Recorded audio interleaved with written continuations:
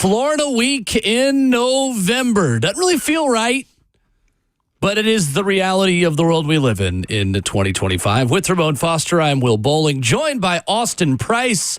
Gators week, and it's cold outside, Austin. It's odd, but still an exciting one this upcoming weekend. How are you? Listen, if Tennessee wins this weekend, guys, they may petition to move this game permanently to November and if they end this streak. And it doesn't really matter how bad Florida is or anything else that's going on. Winning in the swamp is still winning in the swamp. Yes, it is. That's absolutely right. Austin, what stood out to you coming out of the homecoming win? I know it's sometimes hard to have any groundbreaking takeaways from a score that got so separated, but what was your overall headline of this game this past Saturday and biggest thing you feel like you learned about this team? For me, I don't know if you learned anything in particular about the team. I do worry about Joey's 2 interceptions. Yeah. I mean, it's one thing to throw a couple of bad balls when you're getting pressured against Oklahoma. Throwing a couple of, they just weren't good throws, against New Mexico State. That was, to me, that was a bit concerning. And, it feels like he spent the first part of the year being so good about taking care of the ball and not putting the ball in harm's way. And then once he had a couple that were in harm's way, it's like turning on the spigot. All of a sudden the washer breaks and you can't turn off the water. They've got to figure out how to turn that off this week. He can't be putting the ball in harm's way because that's how you lose a game, that you're supposed to win on the road. Well, in Austin, too, it feels like the offense is regressing a little bit to their preseason expectation. The defense is progressing a little bit and starts to look a little bit more of what we hoped they looked like. What do you think has changed for this defense, Austin, who now has only had 5 missed tackles in back-to-back games? Ty Redmond has started to come on a little bit. You've got some young linebackers flying around. Austin, to me, it doesn't seem like some of these young guys are hitting a freshman wall. It seems like they're getting a little bit better. What's kind of stood out to you on that side of the ball? I think you're right. I think the continued climb for Ty Redmond has been really, really positive. And he took probably an unwarranted tough time against Georgia. I mean, listen, he was a freshman put in a tough spot, and Gunnar Stockton made throw after throw. I mean, the throw to win not to win the game, but to force overtime, that was unreal, right? I mean, that was dropping the bucket good. And so, Ty Redmond has continued to play really solid football. He's getting more confident because I thought there for a stretch after that Georgia game, he lost his confidence. And he's gotten more confident. His play reflects that. And this team has tackled much better. And what is the reason for that? I mean, you can say they practiced it more, but I don't think that Tennessee goes into practice and says, hey, we're not going to practice tackling. I think maybe there's just a little bit more dialed in about being a little more fundamentally sound. Either way, Tennessee's defense needs to continue to play well, and if the offense can have that uptick the other direction by cutting down the turnovers like we talked about, this team might play their first game of actual complimentary football for the year, and that would be bad news for Florida because Tennessee at this point has not had a game where the offense clicked and the defense clicked at the same time. Austin Price with us, VolQuest's on 3. Austin, the other side of it is, man, getting after the quarterback. They've gotten there somewhat, but not like they did the first 4 games of the season. What's kind of led to that? Because the secondary, I felt like it has been a little bit better when it comes to tackling guys and getting to them. Our team's just getting the football out quicker. What's been that issue as far as getting a bigger number of sacks from week to week? That's a great question, and I wish I knew the answer to it, but I don't. And it's not a 1 or 2 week thing. I mean, this is several weeks where Tennessee's not been able to get close to the quarterback. This isn't just a 1 to 2 game thing. I think this is like a 4 to 5 game thing. They were so special the first 5 games of the year, and then the last 5 have been not as good. And DJ Lagway is a load to bring down anyway, so you better figure it out. They are a defense that is getting healthier. Obviously, Bru Carter is 2 weeks further down the line, especially since they didn't play him last weekend, and he's closer to being healthy. Josh Joseph should be good to go in this game. And then the ever-popular Jermod McCoy question, it is now or never for number 3. And so he's going to be out there on the practice field this week, today, as Tennessee hits their practice field this morning for the first time during Florida week. Remember, Mondays is like a walkthrough day or whatever. So today's a big practice. I think the biggest thing coming out of it is, does he have any complications with the knee after practice in terms of like swelling, that type of thing? If that happens, then I'd say you won't see Jermod McCoy play. If he doesn't and everything looks good, then I think there's a chance you see number 3 this week on the road in Gainesville. I just want to let that breathe a little bit right there, Austin. Good news. That is good news. It's maybe good news. Again, a lot can happen between now and Saturday night. Mm-hmm. That's very true. And those, I haven't had any issues like that. I ain't have an ACL issue, but you really do go with how they allow you to go too. All right. With that being said, though, too, as far as just going, when is Coach Hyper going to commit to one running back or maybe just 2 every 4th series? Deshaun Bishop's got to be punching the wall when he leaves the stadiums on Saturday nights, Austin. Has that conversation been brought up to Hype about committing to one? I don't know that question. I mean, that's an internal staff question that they've talked about that or not. Obviously, he's carrying it more now or getting more opportunities now than he was early in the year. Yeah. It's still not maybe where you want it to be or where Brent Hubbs wants it to be, because we know Brent Hubbs is beating that drum as loud as anybody. But it is still better than it was earlier in the year when it was 1, 1, 1 reset. Like they're not doing that anymore. So, I guess time will tell. But I mean, obviously he is seeing things as far as patience and everything a little better than the others.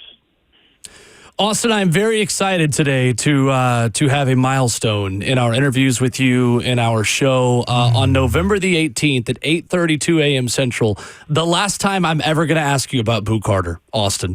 How did we get here last week? I know we know well documented the saga that unfolded over the offseason where Bru Carter wasn't with the team, was brought back, earned his way back on the field. At the end of all of this, as he leaves the team and he says it's injury, you get reports and credible ones from you all saying that he's dismissed. What happened last week to bring all this to a head? I think both parties just needed to go their separate ways. Yeah. And Boo knew he wasn't going to play defense again. I think that ultimately bothered Boo and the camp of Boo, and because if he's not playing, then there's got to be a reason he's not playing, right? Because he's going to command high dollar in NIL. Well, Boo's got, Boo does have a hip thing. There's nothing. I mean, a lot of guys have stuff though. I mean, a lot of players have ankles and knees and everything else. Toes. That's right. Arion Carter is out there. He played against Oklahoma without even shooting up double turf toe. Wow. Sam Pendleton refused to let the staff take his shoe off at Mississippi State because he knew if they took it off, they would see how bad his ankle was, and they wouldn't let him go back in the game. And he just had him tape up his shoe, and he went back in. So, I mean, again, both sides just need to go their separate ways. Boo needs to go find another place. He needed to go find another place months ago when he decided to go AWOL for weeks on end in July and go and talk to a new agent and get rid of his other agent. And listen. Boo just needs to go on and go play somewhere else and have a good career wherever else at. I mean, sometimes it just doesn't work out. As Heupel said yesterday, sometimes it just does not work. And because Boo was kind of stuck, he needed to try to play, but Tennessee, didn't play him as much as he'd like because, he did not play as well as he did last year. And so he got frustrated. They got frustrated, and both sides will be better for a regroup. Boo will be better wherever he goes, hopefully for him. And, Tennessee will be better going forward for them. So, Austin, as we transition away from the final Bru Carter question in the history of Vermont and Will with Austin Price at 8:20 segments on Tuesday, what stands out about the matchup with Florida? Where do you think this game is won or lost for Tennessee in the Swamp on Saturday night? Can Tennessee get off to a quick start? I've said this since Sunday when we were doing the Locker Room TV show here in Knoxville. This can't be a 12-round decision. It cannot be a 12-round decision. Tennessee's got to knock them out at some point during the fight. If this gets to a 12-round decision, that's not good for Tennessee. And I get Florida has blown fourth-quarter leads. They've found ways to lose it in the fourth quarter, but nobody's record of finding ways to lose tops Tennessee in this game. Tennessee's got to get off to a quick start, much like they did in 23, except for they've got to, answer the bell on the other side of the ball on defense, get some stops, get the ball back, score some more, right? They got off to a quick start against Oklahoma, touchdown, forced a punt, driving the ball down to about the 20-yard line. Joey gets drilled, 70-yard pick, scoop and score, and that's what turned that game. You have to, again, get back to playing complementary football. Everybody's got to play well. Special teams, offense, defense, coaching, the decisions in the coaching staff have to be really good. If that happens, and Tennessee's got a chance to go down here and end a 22-year streak that started, it started after Tennessee won there in 2003 when I was still in college and Ramon was in high school. I was right before I got there, Austin. And Will was in middle school. No, not even. School. That was in elementary school. He was in elementary school. I joke. We have our Rocky Top Roundtable that comes out on VolQuest's on Wednesdays, and I joke at the end of it. It's this whole thing started with Britton Colquitt's fake punt in 2005. Maybe it ends with Jackson Ross's fake punt in 2025, which we all know Heupel never does those straight plays. Exactly. But, hey, one can dream. That's right. One can dream. What is your biggest concern going into this Gainesville matchup, though? Is it the containing of Lagway, or is it the offense might not be able to run on Florida the way everybody else has at this point? Because we seem to always have that type of thing show up. The never has, always does with UT, it seems. Correct. A game where DJ Lagway plays mistake-free, doesn't turn the football over. I mean, he's been interception-prone all year long, but all of a sudden he looks like, Patrick Mahomes in the Super Bowl and in this game. Or you're right, Tennessee's inability to, be able to pick up 3rd and 1, 3rd and 2, 4th and 1, those type plays. The ability to get a little north and south and play, smash mouth football.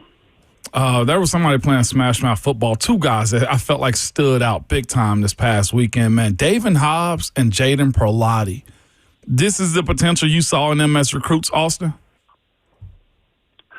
Absolutely. I mean, super, as my dog loses his mind,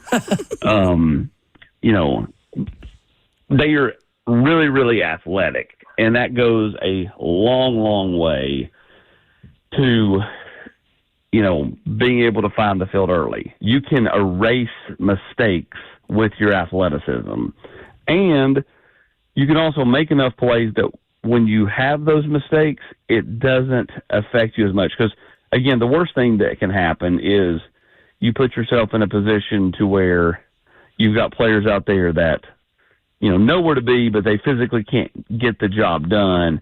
And in this instance, Perlotti, again, sometimes has been in the wrong place, but has made enough plays because he is athletic to get to the right place in a hurry that it makes up for it. And so, both guys have been really, really, really, really talented, and they're going to be better for it a year from now when Tennessee will lean on them even more. VolQuest's Austin Price, our guest. Austin, on the way out with Tennessee not able to host recruits for the Vandy game as a part of the still sanctions they have over the program from all the Jeremy Pruitt stuff. Last opportunity to host recruits this past weekend, at least officially. What did they do with 2026 four-star edge rusher Jordan Carter, Austin, as he's reopened his commitment or his recruitment, and clearly Tennessee is continuing to look at the edge rusher position? Well, Tennessee can host official visits for Vanderbilt. Okay. And technically, if they don't choose to pick that game and they want to do another game another time, they can do unofficials for the Vanderbilt game. But you look at the home schedule next year, I mean, what game are you picking to not do, right? I mean, like the home schedule next year is fantastic. Loaded, right. So,